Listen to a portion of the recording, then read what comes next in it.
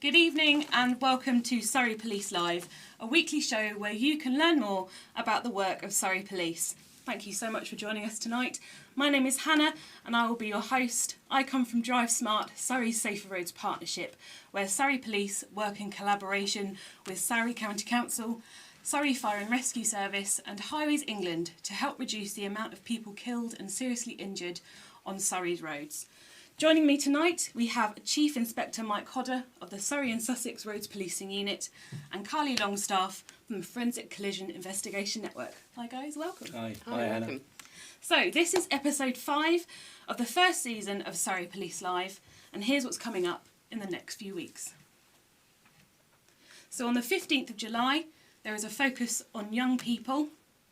On the 22nd of July, the episode is focusing on antisocial behaviour. And on the 29th of July, we're looking at recruitment. So, in tonight's episode of Surrey Police Live, we'll be discussing road safety with a particular focus on drink driving.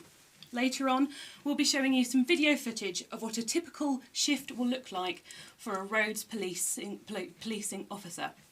Addressing some of the biggest issues on Surrey's roads and giving you the chance to ask us your questions. So if you have any questions, please feel free to pop them in the comments below and we'll come to them later in the event. So before we get started, I'd just like to ask our guests to please introduce themselves, starting with Chief Inspector Michael Hodder. Thanks Hannah, thanks for having me. Good evening. So my name's Michael Hodder. I joined Surrey Police back in 2002. And then went to traffic in 2006 and stayed there till 2013. So I was a police constable and a police sergeant on roads policing. And then from traffic I went into other disciplines in the police service such as custody and neighbourhood policing. And then I went through promotion and I've come back to roads policing in the last 18 months as Chief Inspector. That's great, thanks Mike. And Carly, could you please introduce yourself to our viewers at home? Good evening everyone, I'm Carly Longstaff from Surrey Police. I'm currently seconded to the Forensic Collision Investigation Network. So I joined Surrey Police in 2001, went straight to traffic in 2003, remained there until 2010 when I became a Forensic Collision Investigator. And more recently, the past couple of years, I've joined the Forensic Collision Investigation Network, which looks at collision investigation across England and Wales. That's great, thank you Carly. Now Hannah, just real quick, Carly was my tutor on traffic. Really? Just so everybody knows. Well, there we go. So healthy competition Indeed, then yes. for our questions later on. Well, talking of questions, let's get going. So we'll start off nice and simple, just to ease us in and ask what it is the Roads Policing Unit does. Quite simply, roads policing is there to make everybody safe on the roads, and we do that working with partnerships, as you said in your introduction, working with the Surrey County Council, highways, engineering, education and enforcement. But Surrey Roads police officers are police officers at the end of the day, and we deal with any crime and help any vulnerability as local police officers do. So our specialism is to deal with road safety and work on the strategic road network, but we will assist local policing and be in your communities to look at problems that you're suffering in your communities that are vehicle related, but other crimes we'll deal with as well. That's great. I mean, you touched on that a little bit. So what are the main types of jobs that your teams deal with? What are the biggest issues that you're finding on Surrey's road? So Surrey Roads policing officers will generally deal with those that breach the Road Traffic Act, whether that be drink driving, drug driving, speeding, whatever offences we come across. And it can range from technical offences, which Carly will have better knowledge of, in regards to construction and use. So there are regulations about how you maintain a car, from the depth of tread on your tyres to having your lights working, your indicators working, all those sort of things. So the roads traffic police officer will deal with a variety of road related offences. But as I said before, we deal with crime and we deal with assisting local policing. So the portfolio for a police officer is the same regardless of your discipline. You just have a specialism, and ours is road traffic. Brilliant, great. Okay, so people may assume that the roads in Surrey can't be that dangerous as we are quite a rural county, but that isn't the case, is it? No, I don't think so. And I think the problem we've got with, well, not the problem we've got with Surrey, but Surrey is actually so varied. So we have a huge strategic roads network, which is all the M25, M23, A3, but we've actually got some really rural roads as well. So the stuff we deal with is very varied, and there's quite a bit of it. Absolutely. Hannah, I think the key phrase in your question is, are Surrey's roads dangerous? And if we break that down, no road is dangerous. The road is irrelevant. The highways will make sure the road is fit for purpose. In England, we have the best road signage in Europe. If, for instance, you go out for a drive tonight, just take in the amount of signage, not only on the road signs and the traffic signs, but on the road itself. All the white markings are information to give you about the road that you're driving. So roads themselves aren't dangerous. What is dangerous is how you approach and drive on the roads. And you must always drive to the conditions and drive how you feel safe for that road. So you might be on a national speed limit road, but you might not feel confident driving at 30, 40, 50, whatever it may be, within that limit. So you drive to your capability and you drive to what you can see to be safe. So there are no dangerous roads. No, absolutely. Can agree with that. Okay, so we've heard of the phrase fatal five, but what does this actually mean, and what kind of behaviours does this include? Well, fatal five, interestingly, used to be known as a fatal four, but we've Yes. added an extra one. So there is driving whilst intoxicated, so that's driving whilst under the influence of either drink or drugs, illegal or prescribed. There's driving without a seatbelt, and we know that the seatbelt legislation has been in for many years. There is driving in excess of the speed limit, which we've just briefly touched on. Driving whilst operating a mobile phone, Yeah. and then driving without due care and attention. Okay, great. And so what are the types of penalties you could get for these types of offences? So Hannah, if I may, and if you don't mind, I'm going to look at the screen because the penalties are set by government. So there's legislation and it's not influenced by the police. We provide the evidence for the Crown, for the court, and the magistrate or the judge will decide on the punishment within their parameters. So there's different categories, and I want to be clear and not get this wrong, so apologies if I look down real quick, but being in charge of a vehicle whilst above the legal limit or unfit through drink, you can get, or you may get, 3 months imprisonment, up to £2,500 in a fine, or a possible driving ban. That's not to say you couldn't get all three, but the magistrate or the judge will make a decision on that. Driving or attempting to drive while above the legal limit through drink. So this is, the one before was being in charge of a vehicle. This is attempting to drive a vehicle whilst drunk. 6 months imprisonment, so we've gone up a scale. An unlimited fine, so the magistrates and the judge can decide on that themselves. And a driving ban for at least 1 year. And if you get convicted twice in 10 years, that goes up to a 3-year minimum ban. So that's being in charge. Now, you can consider, if I get stopped and I have been drinking, but I don't want the police to test my breath, my blood or my urine, and we'll cover that a bit later on, you can legally refuse to provide. However, if you do so, you break the law. And that's covered within legislation. So refusing to provide a specimen of breath, blood or urine will give you 6 months imprisonment, an unlimited fine, and a ban for driving for at least 1 year. So one more category, and it's really one that Carly has a large background in her forensic collision investigations, and that's causing death by careless driving whilst under the influence of drink. We all see this in the newspapers, and the impact on families is just unbelievable when you lose a loved one through this sort of incident. So the maximum they can get is 14 years imprisonment, an unlimited fine, a ban for driving for a minimum of 2 years, but the magistrate or judge can extend that to however they see fit.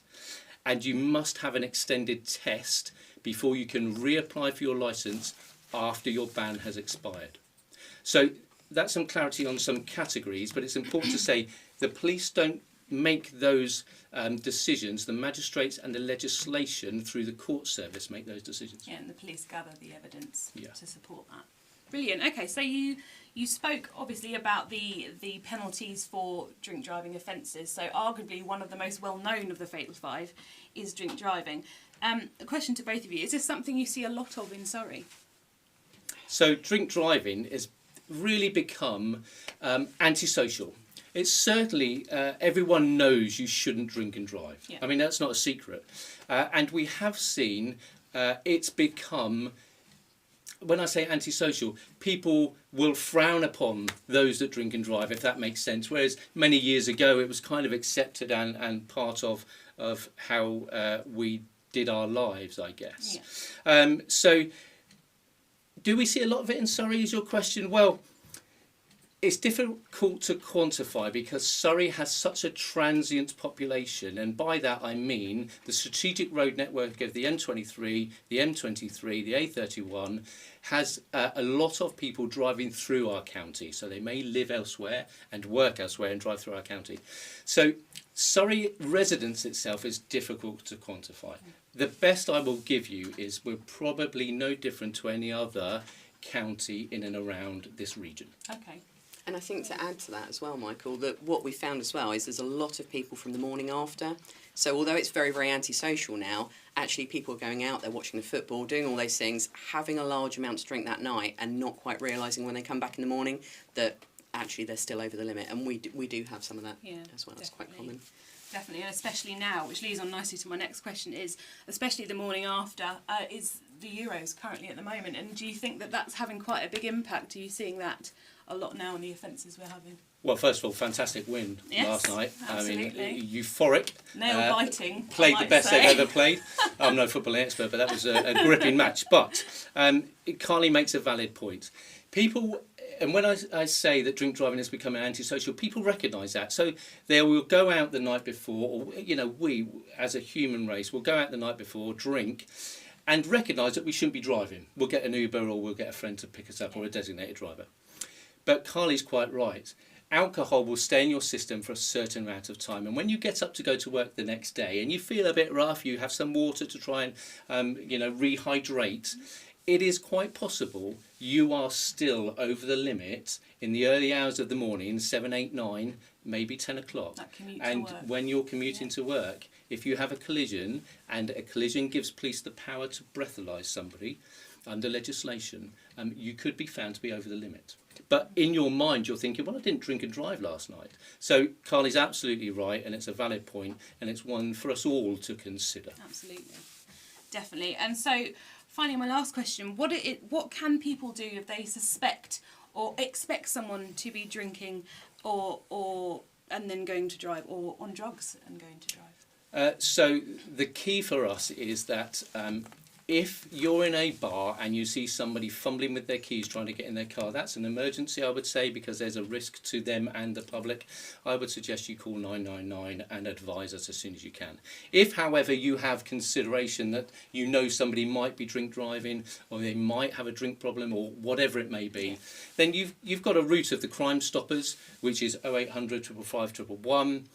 You've got to report online through the Surrey Police website. You've got 101, which is the non-emergency police number. Or, of course, you've got digital and social media to contact us on. Absolutely. And they are monitored quite regularly as well, aren't they? Brilliant. Well, thank you so much for that, answering my questions. We are now going to show you some truly hair-raising dashcam footage of real-life drink drive offences dealt with in Surrey.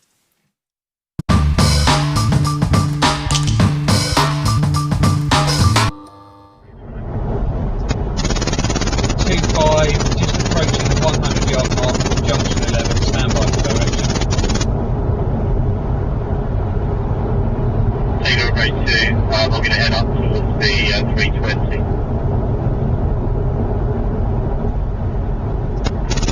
25, and it is left.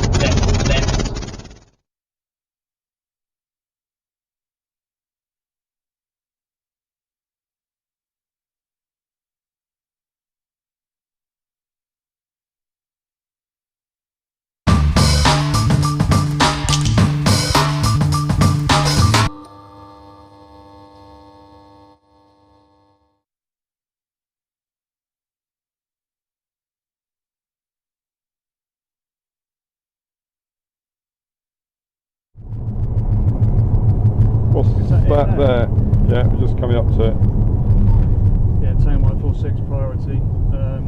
It's heading Lane towards 3. us. Lane 3.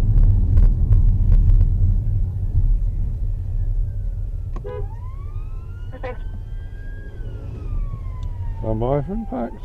It's going to hit us. 2.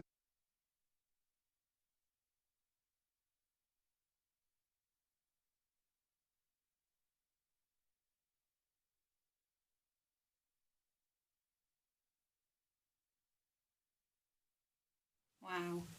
Some really hair-raising stuff there. It really opens your eyes, quite shocking too. It must be frustrating for you guys, especially as officers, to see this and see the risk that people are taking with not only their own lives but the lives of others. I think the clarity on that last bit of footage is that that vehicle was driving the wrong side of the road. Yeah. So that was a head-on where the police officer had no option but to put their car on offer for a collision to protect the public and to stop that vehicle. It is really impactful what goes on the roads, and many people have seen lots of road traffic police television programmes and understand that. But what our plea is that lots of people watch those sort of programmes, and yet we still have people drink driving or driving without a licence or without insurance. So our plea is if you're watching that, just have a quick bit of reflection and make sure you're doing the right thing. Absolutely. You'd like to think people would look at that and, think twice.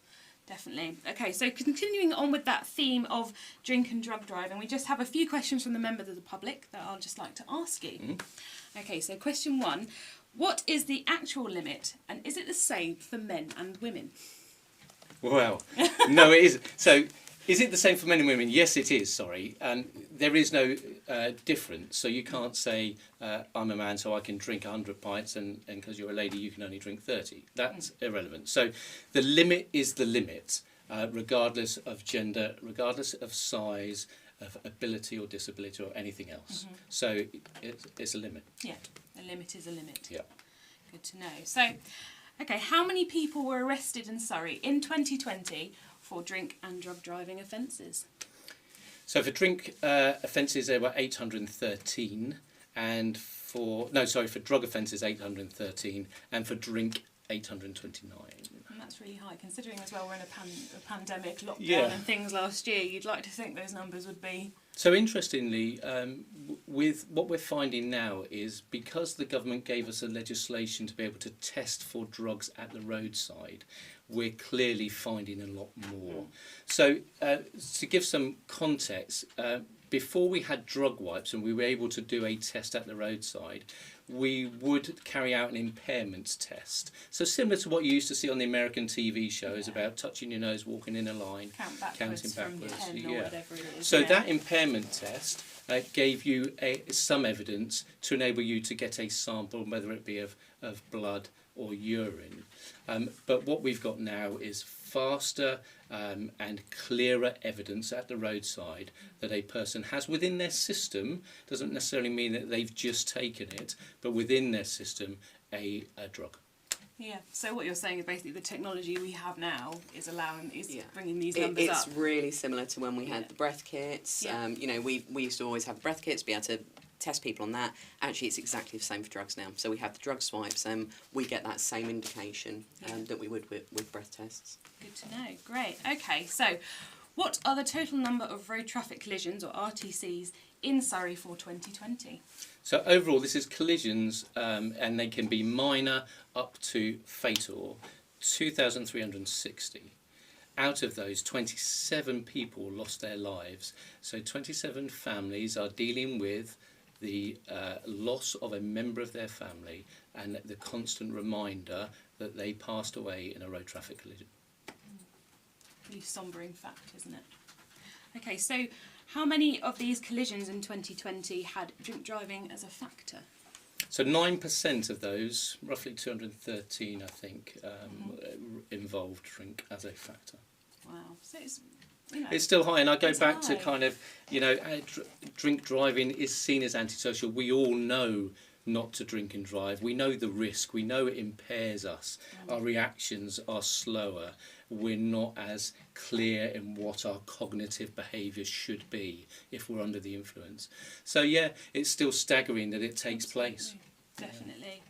Definitely. Okay, so there's often that myth about eating food as a way of absorbing that alcohol, but does food actually mean that you can drink a little bit more, and would it reduce that amount of alcohol in your blood? So there is that myth, isn't there, that you line your stomach before you go out, whether it be with Milk a or pint of milk, something, yeah. or a pork pie, or whatever it is you might like. So I think the crux of the question is, if I drink more and then I have a sandwich or I have a meal, does that get rid of the alcohol? The answer to that is a little bit complicated, but on other matters quite simple. It doesn't. But what it does show is that everybody deals with alcohol differently. So tolerances of alcohol, you might have somebody large of stature that drinks quite regularly, that could drink more than you but still be, to a observer, quite sober. However, the alcohol is still within their system and still impairs them, and the legal limit that we spoke about may still be breached if they were to drive. So that years ago people used to say, if the police stop you, suck on a 2p piece and that will help the breathalyzer. It doesn't. What the breathalyzer does is take the breath from the bottom of the lungs to provide the sample.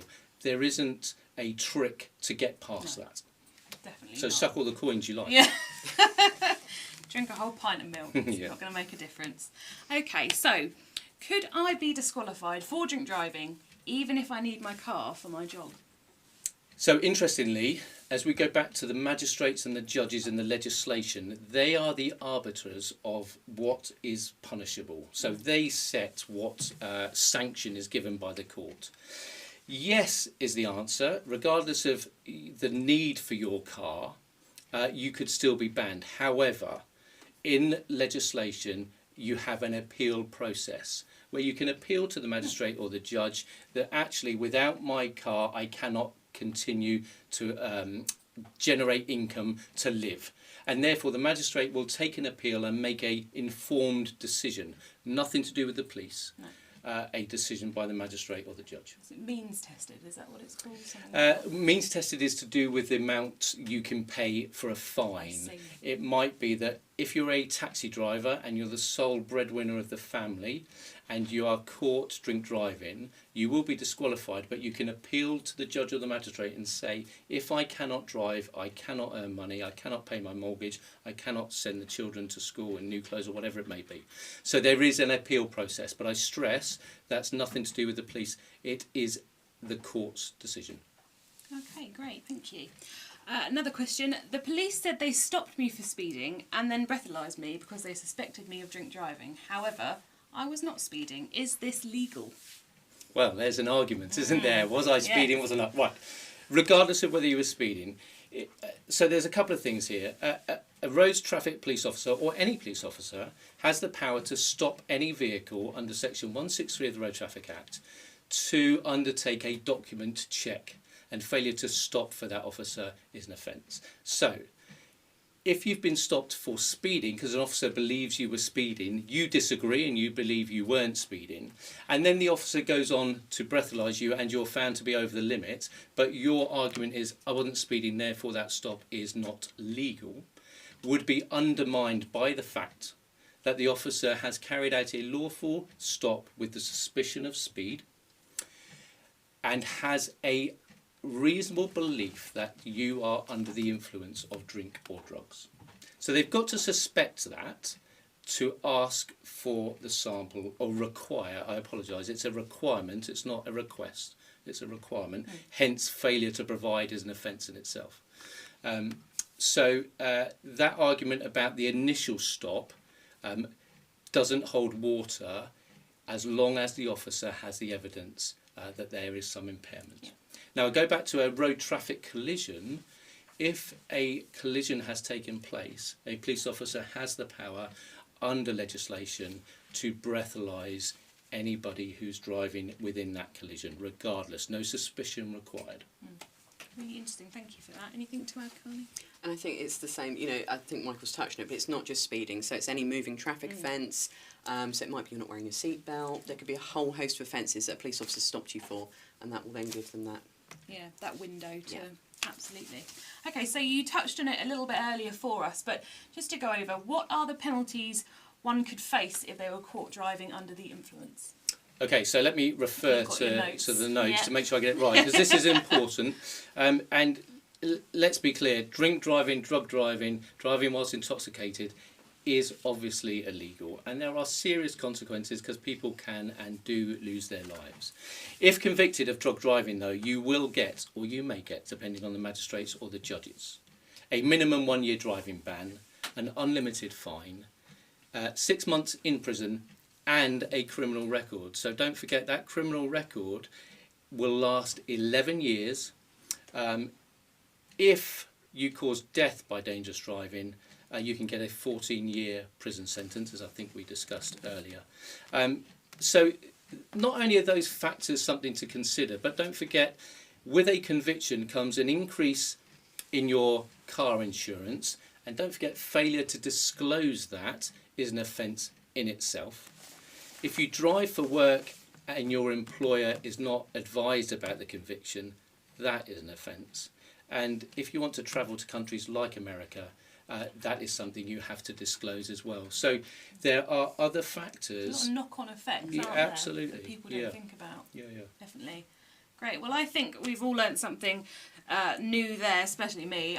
There's a lot there I didn't actually know. So it's definitely really easy to get confused because there is so much online that sort of just befuddles your brain and what's right and what's not. But having these actual concrete answers to these questions is very, very useful. So we know that many of you at home may be watching this not knowing exactly what the roads policing team actually do. You may think that all they do is issue speeding fines, but the reality of it is so much more. So here you will hear from an RP officer about his typical shift and what the teams get up to. Please enjoy and let us know what you think in the comments below.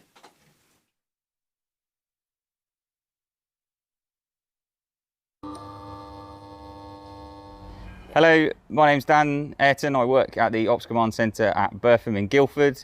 I previously worked as a response officer over at Woking for the duration of my time so far in service. I've been with RPU now for just over 12 months. What do you like most about your job? I would say the thing I like most is the variety of coming into work every day. Every day is different. Today's been quite a busy day for us, and I've dealt with stuff today that I haven't done for weeks.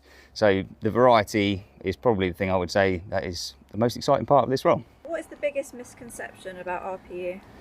I'd say probably people think that we just drive around constantly trying to stick people on for speeding, hiding behind a bush, or measuring people's number plates and giving them tickets for bad spacing. There are a lot more responsibilities that we have to take hold of than just sticking people on for speeding. What offences do you deal with the most? I think the vast majority of offences that we'd see on a day-to-day basis are things like drink and drug driving. Unfortunately, it is quite prevalent, be that from an RTC, road traffic collision, where someone is intoxicated, or if we just come across it via a moving traffic offence. So I would say that, and road traffic collisions form quite a lot of our work on a day-to-day basis. What is the most challenging aspect? I think for me personally, we do go to some quite serious road traffic collisions, often which will involve some serious injuries and unfortunately sometimes fatalities. They can be quite difficult to deal with, especially when they involve maybe young people, etc. But we have a great team around us, and we've got some great support from our leadership, etc. that help us if we need it. What does a normal shift look like for you? Or is there not such a thing? Normal shift.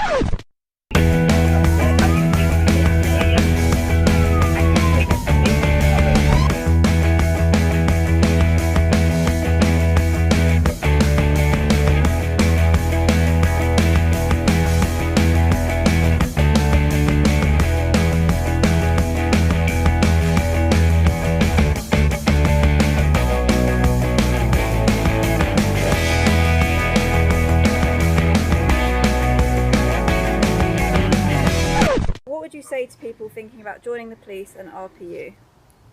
I think if you are considering joining the police, definitely do your research. If you can speak to a police officer, please do. Grab anyone that is free. I'm sure they'll be more than happy to talk to you.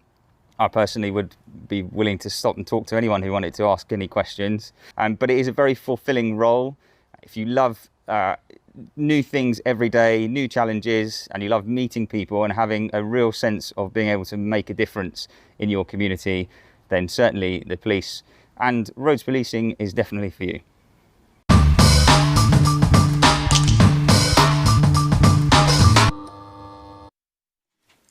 Okay, great, and that was Dan from the Roads Policing Unit giving us a bit of an insight into what their day may look like.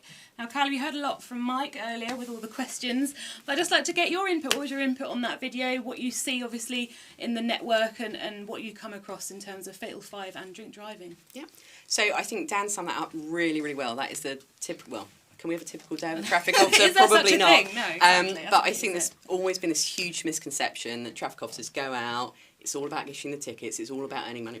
We don't earn any money from it. You know, we are not there to be money generators and dish out these tickets. And I would say everyone on traffic is on traffic for a reason, and probably the main reason is road safety. It's all about reducing fatal collisions and keeping, making the road safe, keeping people safe. Yes, we disrupt a lot of criminal activity as well. It's part of the job and parcel. But I think all of us join traffic to make it a safer.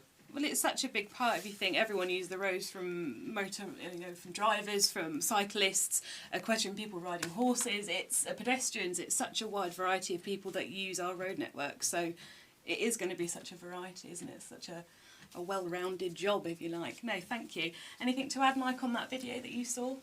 No, thanks to Dan for mentioning his senior management, because that's always pleasing. So he's going to get a donut. I think Carly made a valid point there about the misconception that the public probably still have, and I don't know why, that the local police force will generate income from tickets or speed cameras. That is not the case. So any fine goes through to government, and any money that is then divvied up to police forces is for road safety only. So it's never that the chief constable is benefiting from a road user to increase anything other than road safety through a government fund. Yeah. So it's just an important one, because there is a misconception about what we're out there doing, and I know the Jeremy Clarkson view of us can be limited, and yet the funny thing is that everybody loves to watch road cops or traffic cops and see the high speed pursuits. So I just want to get across, we're not out there generating money. I promise you, it's all about road safety. If you're not wearing a seatbelt, I doubt it's the first time that you would have not worn your seatbelt, considering the legislation has been in for many years. If you're drink driving, you're drink driving. People will drive without no insurance. The knock-on effect of that is that person is saving some money because they're not paying for their insurance. But if they crash, that money has to come from a fund through the Motor Insurance Bureau, which boosts everybody else's premiums, because we all pay towards the uninsured motorists. So there's a collective responsibility, and like anything, the police are there just to uphold the law, and it just so happens in our discipline it's the Road Traffic Act. Yeah, but I think with our discipline as well, it's not just, yes, we uphold the law, but it's actually about education as well. So every single time, I'm not saying I've given a ticket to everybody, but every time I give a ticket, you almost want to thank you. You almost end up having a thank you, because it's actually about educating people. So yes, you've received a ticket, it's not great, maybe points on your licence, but actually we hope that by the time you drive away you've been educated and maybe think about it next time. And it comes with speeding tickets, speeding fines. Certain thresholds, you can have national speed awareness courses, which are a great opportunity for the public to learn, to refresh their memories, because a lot of the drivers, I'm sure you're finding, are sort of, either they've just passed, they're all excited, they don't quite know exactly what they're doing, or you have the more advanced drivers that have been doing it for so long that might have picked up bad habits. So absolutely, education is vital, especially on a Drive Smart point of view. Education is huge of what we do, educating the public. Hannah, you're spot on. Surrey County Council, Surrey Fire and Rescue and Surrey Police, through Drive Smart, through the Surrey Safer Roads Partnership, is all about that. And that driver referral scheme allows somebody to get some education from it. So some people might see it as a turn up and listen, but genuinely the feedback is that they go in thinking like that, but they come out with a different mindset, because it is about education. It's about saying, this is why this shouldn't take place. So this is why you should wear your seatbelt. This is why you shouldn't drive whilst using your mobile phone. So it just gives that clarity, because we know that punishment isn't always the best option. So education is another way through. So it's a real key area. But I'd be interested to know if the audience has a view on it. But we talk about words of advice. So if an officer was to stop you and you haven't got your seatbelts on, and I go back to that, what I said a moment ago, I personally wouldn't think it would be the first time, because those of a certain age now, where you could drive without a seatbelt, even they know that you have to drive with a seatbelt on. And we know that the core vulnerable road user is a young male. And if a young male is in a car without a seatbelt, that is a blatant decision by them not to wear it. And I only say young male because young males statistically will crash within the first few years of passing their test, more so than females.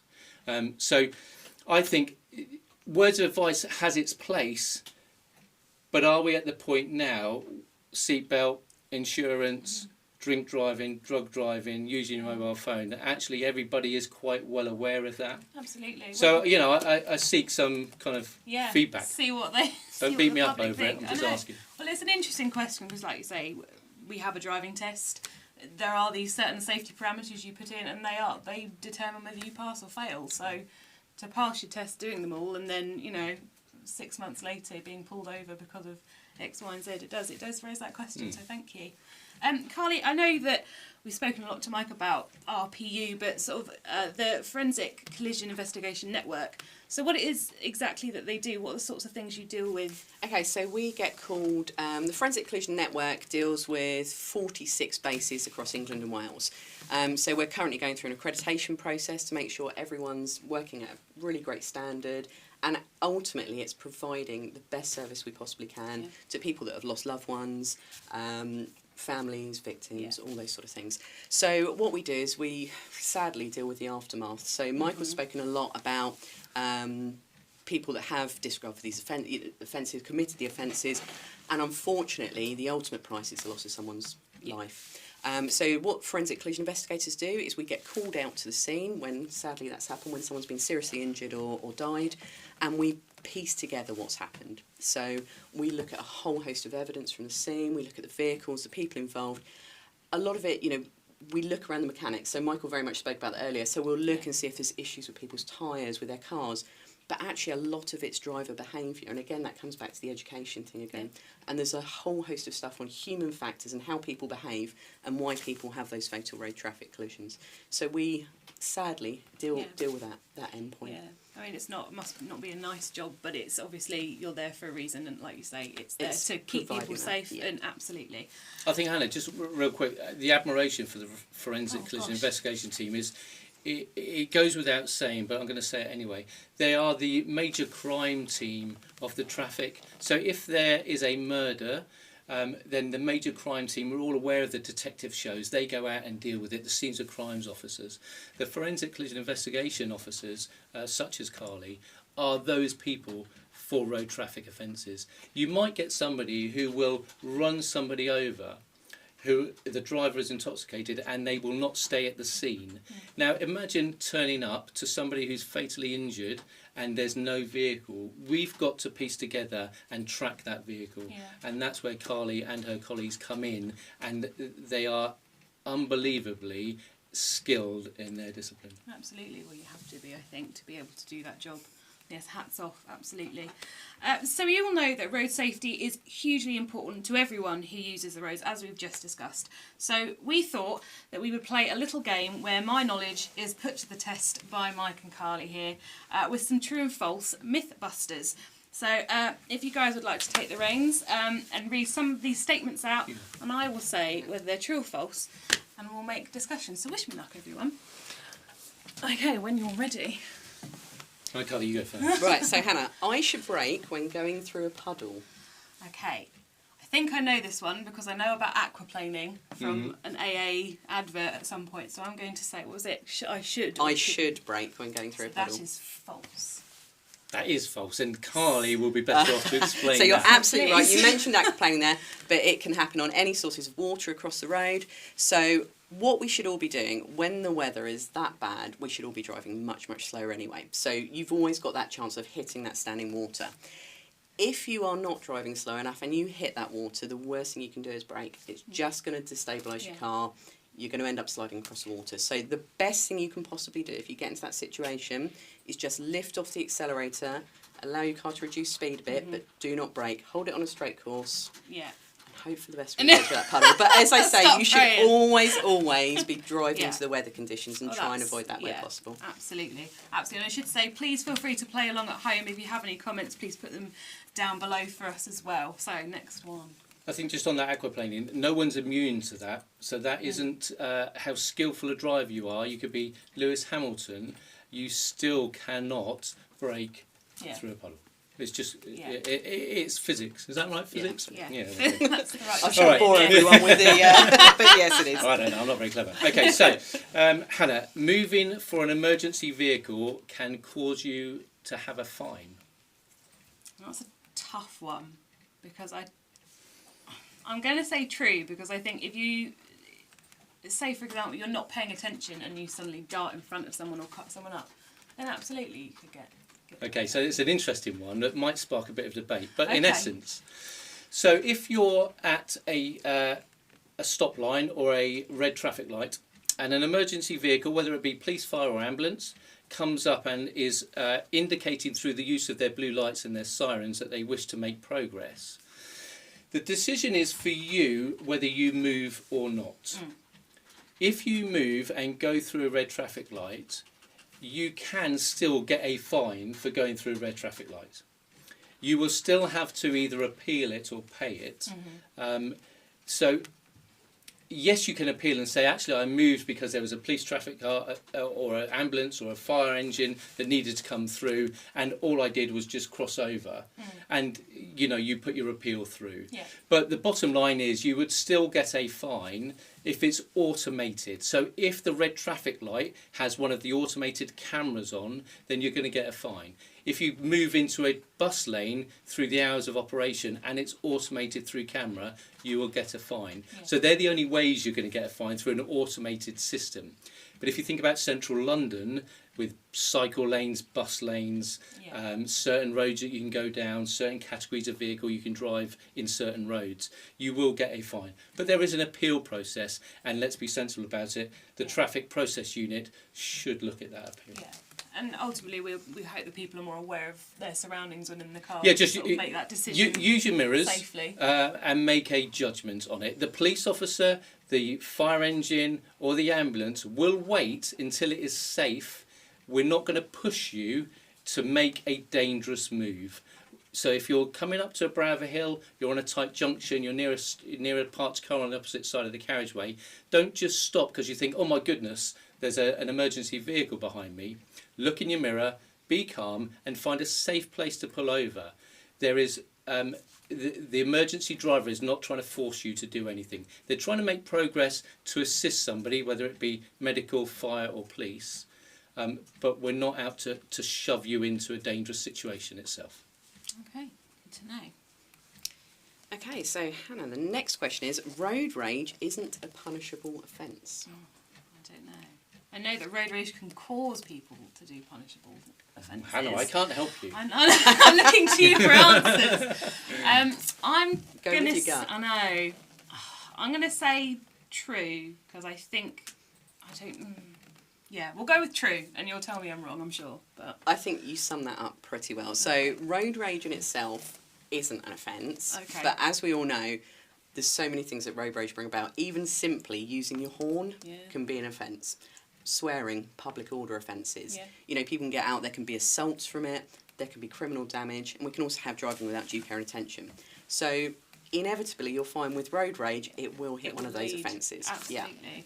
Yeah, that red mist sets in. Yeah. It is amazing, and all the years that we've been doing this, Carly and I, and every other traffic officer or police officer, we all suffer from this. When we're inside our vehicle, we take umbrage if someone passes us. I'm not saying we all do, but you will see people that are at the traffic lights and someone zips past because the lights change quickly for them, and they get annoyed and they get into this "you can't beat me" scenario, and red mist exactly.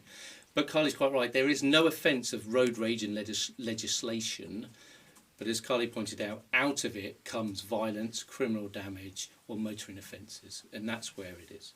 Absolutely. Hannah, this one is a tricky one. Okay. Stand by. Oh gosh. All right, this one is a good one. Is it illegal to use your phone to pay at a drive-through? Oh, I don't know. Take a moment. I suppose- Don't rush it. I suppose if the key was out of the ignition. Well, you're in a Possibly. drive-through though, Hannah. I know. Could you pull? I don't know. I'm going to say yes, it is illegal, because using your phone whilst in control of a vehicle, that's an offence. That's a fateful 5. Okay. So there's another kind of long-winded answer for you on this Sorry. one. Then. No. I'm not- So The whole you're point of these is to be swift. So absolutely right. So the offence of using a mobile phone is to have a two-way communication through the device. So we know that contactless, absolutely through the pandemic, really grew, and everybody now would rather have contactless than cash. If you're going through a drive-through, you still have to have control of your vehicle. But if you're driving up to a window where you pay and you are stationary and you're in control of your vehicle, you can tap it, and that's not offence because you're not making a two-way conversation with the use of the mobile phone. But, and I say but, you have still got to be in proper control of your vehicle. So if you imagine a McDonald's or a Starbucks or Costa or various other drive-throughs, there might be a pedestrian crossing just ahead of the pay window or the collect window. If you were to have a collision with a pedestrian or another vehicle because you were tapping your phone to pay, you're not in proper control of your vehicle. And I go back to what Carly said, it's about careless driving then. So it's a bit of a one to consider. Yeah. Okay, so it is illegal to eat and drive. I'm going to be quick with this and say false. I don't think it is illegal. Yeah, so you're absolutely right. But again, and this comes back to many of the answers we're giving today, in that actually it's not an offence per se, but there's all those host of things. If you're eating and driving, have you got proper control of your vehicle? Absolutely. So that's what you've got to think about. So again, it does lead to offences. Yes, you can't indicate when you've got a coffee in one hand. Absolutely. Absolutely. Yeah. Well, you know, we've all seen people, or we've seen footage, I'm sure, of drivers having cereal, doing makeup, brushing hair, combing moustaches, all of that sort of stuff. All at the same time. Yeah, and some people do it whilst going round a roundabout. Now, you cannot be in control of your vehicle and aware of your surroundings whilst you're concentrating on something else. And they go back to the fatal 5 and about the use of a mobile phone. We know data shows that our cognitive responses are diminished if we're focusing on something else. Driving's quite complicated in itself, so why put something else in the mix? And I think interestingly, Michael, on that mobile phone thing, even when you're using a hands-free phone, you're still 4 times more likely to have an accident because it's that cognitive overload. Yeah. So you're concentrating on something else and you're much more likely to have a collision. Interesting. Yeah. Okay. Okay, I think my question, Hannah. You're allowed to drive 10% over the speed limit. I'm going to say false. Thank goodness for False, that. yes. False indeed. So it is a speed limit. It's posted there for a reason, whether it be 30, 40, 50, 60 or even 20 in some towns. There is no exemption. You cannot say, well, I believe I'm allowed 10% over this. If that was true, the speed limit would be 10% more. Yeah. The speed limit is there, and unfortunately we do call it the speed limit. It's not a limit, it's not a target, it's not what we want you to get to. It's what the engineers determine the road is safe to drive within those parameters. But Carly would know more through the forensic collision investigation. But I think you're absolutely right. I think the key thing is there, it's not a target. Yeah. Do not look at that and say, right, it's 50 mile an hour road, I'm going to drive at 50. It's not always appropriate. No. And I think, as we said earlier, you could have that terrible weather, all of those sort of things. Drive to what you feel is right on that road. Absolutely. Obviously not exceeding the speed limit. do not get pressured. My daughter has just passed her test and worries about people being behind her. Don't get pressured by other drivers. Always drive your own drive. Check your junctions, look ahead, plan your drive, and others should be doing the same. So don't get sucked into driving someone else's drive. And by that I mean, if someone is behind you trying to push you to go faster and you do so, you're doing their drive. You're driving what they're doing. Drive your own drive. Absolutely. A really important message. Okay, so finally, you're allowed to break the speed limit when overtaking. I'm going to say that's got to be false. There's no excuse for breaking the speed limit, surely. And I think unless you're fully trained as an emergency response. There are certain exemptions, so yes, we can... Okay, so there are only 3 exemptions for the police and the emergency services. So that is going through a red traffic light, there's an exemption there, if you're justifying the use of blue lights and sirens. Going or contravening a left, keep right bollard, so that's an exemption. And then, of course, driving in excess of the posted limit. That doesn't mean to say you drive as fast as you can, but you can drive in excess of the speed limit. They're the 3 exemptions that all response drivers are allowed. But the question about can you drive faster to overtake, the answer is quite simply no. But what you do need to consider is that planning, and I go back to drive your own drive. If you're going to overtake somebody, where are you going to land in essence? Where's your safe spot once you've gone past that person? And always consider, will that driver be one of those drivers that speeds up? So you've just got to be mindful. Never go above the speed limit if you just shouldn't do it. Yeah, and that road rage we spoke about earlier plays a good part in that. I think a lot of the time people overtake out of frustration or out of, needing to get there faster, and I think that obviously plays a part on both parties, the person being overtaken. I mean, and the great thing with the Fatal 5, as we call it now, it's all about saying to us all that actually driving's complicated. You need to know what's going on around you. You need to consider motorcycles, pedestrians, cyclists, horse riders, pedestrians, let alone the geography of the road, the hedgerows, whether they've been cut or not. So there's lots of information to take in. The unpredictability of pedestrians cannot be underestimated. So you're planning all the time as you're driving for that safety. And that's about looking ahead and taking in all the information. Don't forget, honestly, England and the UK has the best road signage in Europe, and I kid you not. Please just next time you go for a drive, just constantly look for the information that is there, whether it be road signs, white lines. We know a double white line system indicates that there's no overtaking on either side, and it's for a reason, because the road doesn't allow it. So it's all there for us. Whether we take it in is our own personal choice. Okay, great. Well, thanks for that, guys. I don't know about you guys at home, but I found that extremely useful and quite insightful. It's amazing to think how many of these myths sort of hang around about road safety. So we've come to the segment now where we are going to answer your questions at home. You've been kindly putting them in the comments for us. So let's get started. This first question comes from Adam on Facebook, and he has asked, what are you doing about catalyst converter thefts? So we're doing quite a lot, although some people will still have their catalytic converters stolen. But we've seen the gangs that are operating. They're organised crime gangs, referred to as OCGs. They travel in a car, sometimes 2 cars, one with the equipment to steal and one with the 3 people or 4 people in. We, through intelligence, are targeting them as much as we can. The example of the car driving the wrong way down the carriageway, we had a similar incident where a gang of cat theft thieves were in a car. We were pursuing them and they went the wrong way down the A3 to try and escape lawful custody.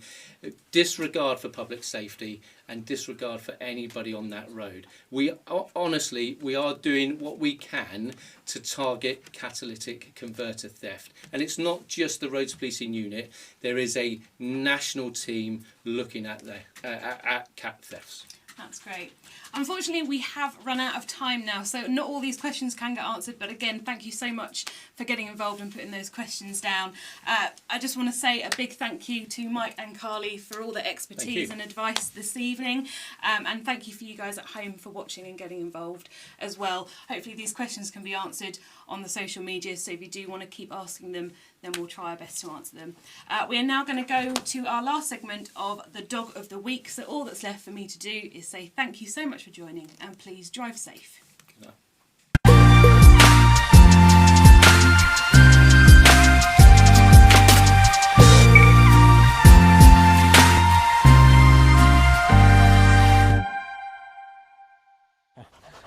I'm PC Chris Hale, and this is Police Dog Trooper, who's a specialist search dog with Surrey Police.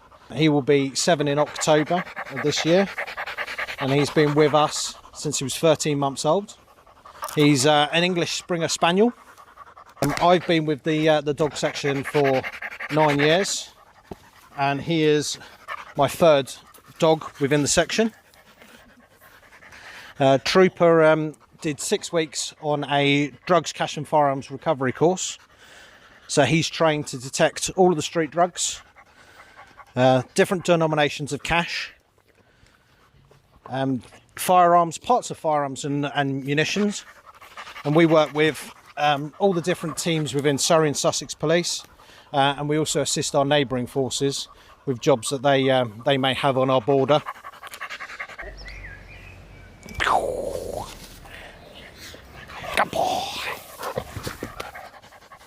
One of the jobs of note was we were helping a neighbouring force who had asked our traffic colleagues to stop a vehicle that was connected with organised crime.